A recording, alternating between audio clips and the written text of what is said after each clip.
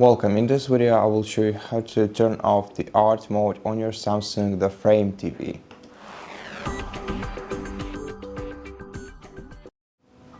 To adjust your device so that you can manually control it as much as possible without using the art mode, you're gonna have to navigate down the art mode, art store, to sleep options, then open them, and then switch the sleep after option to off, tap OK.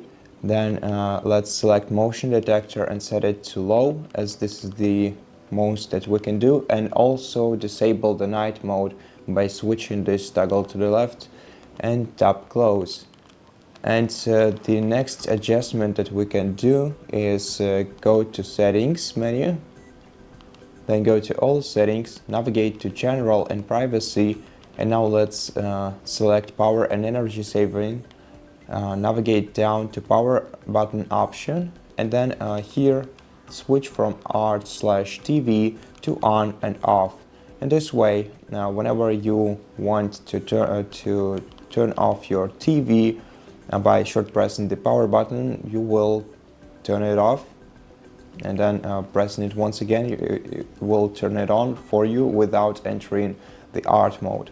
So these are all the settings that we can change on this TV to turn off the art mode on it.